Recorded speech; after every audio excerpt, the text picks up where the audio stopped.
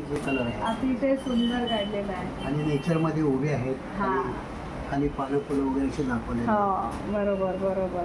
अतिशय सुंदर असे ड्रॉइंग्ज आपण रामकाकांची पाहिली आणि मला असं वाटतं की सकारात्मक ऊर्जा त्यातून त्यांना मिळते आणि त्यांना थांबायचं नाहीये. आता मला असं वाटतं रामकाका किती चित्र झाली असतील आतापर्यंत? इकडे बघा. 300-400 चित्र झाली. बापरे, 300 चित्र झाली आहेत. मग आपण एखादं प्रदर्शन मांडायला हवं, एक सुंदरसं. म्हणजे काय दुसऱ्यांना तुम्ही नवीन चित्रकारांना काय सांगू इच्छिता?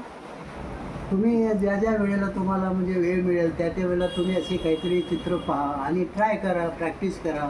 डेफिनेटली तुम्हाला, कारण परमेश्वर प्रत्येकाला सगळ्या काही कला देतो, फक्त आपण ते डेव्हलप करायचं. अगदी अगदी खरंच बरोबर आहे. आणि तंतोतंत मला हे पटलेलं आहे की प्रत्येक व्यक्तीमध्ये काही ना काहीतरी गुण असतातच आणि ते गुण आपल्याला चाचपून पाहावे लागतात की आपल्याला हे येतंय का, आपल्याला हे जमतंय का.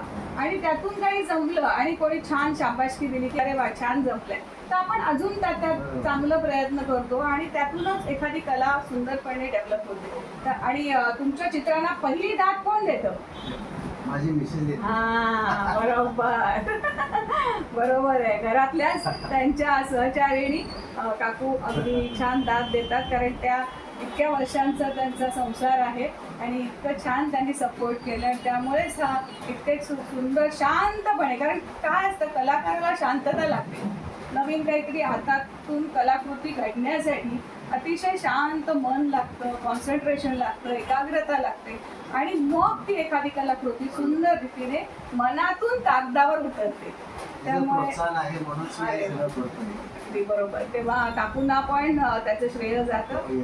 त्यामुळे आपण छान आता रामकाकांशी गप्पा मारल्या, तर अशी छान छान चित्र काढत राहा आणि आम्हाला छान छान चित्र दाखवत राहा. थँक्यू. चल हे तू दाखव.